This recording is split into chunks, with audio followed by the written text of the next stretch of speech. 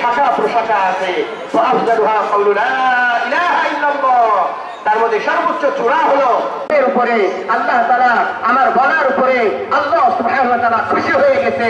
আর আল্লাহকে খুশি করাটাই হলো আমাদের মাকসাদ। আল্লাহ রাসূল সাল্লাল্লাহু আলাইহি ওয়াসাল্লাম বলেন, মান আহাব্বা লিল্লাহ ওয়া আবগাদা লিল্লাহ ওয়া আতা লিল্লাহ ফাকাদ ইসতাকমালাল ঈমান।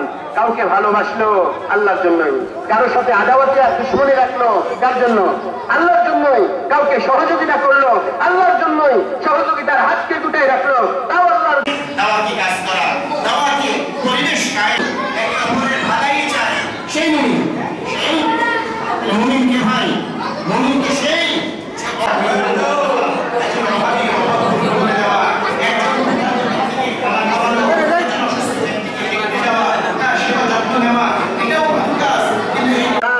মাফ করে দিতাম।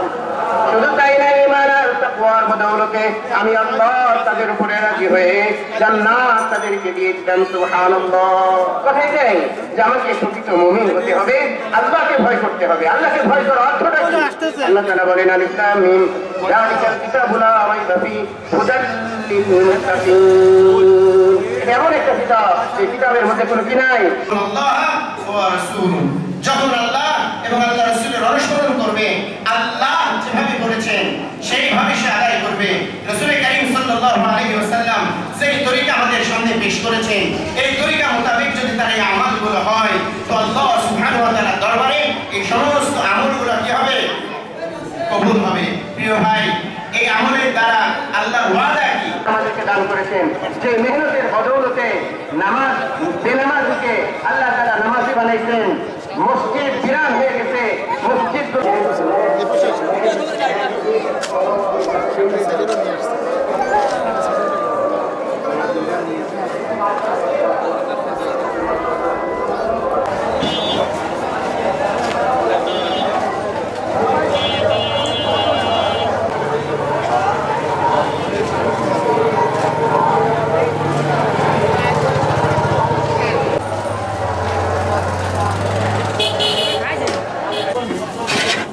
বাবুর্চি ভাই, এবার কিন্তু ভাত করে কম যাচ্ছে, তো ভাত আলাদা করে নিয়ে যেতে হবে, এক্সট্রা ভাত।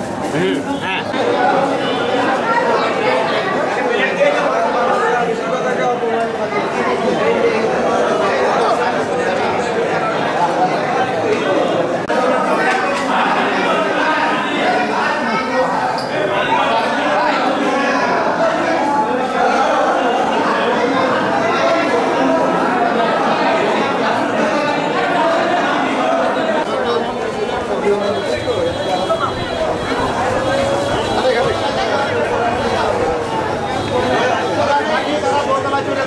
খাইয়ে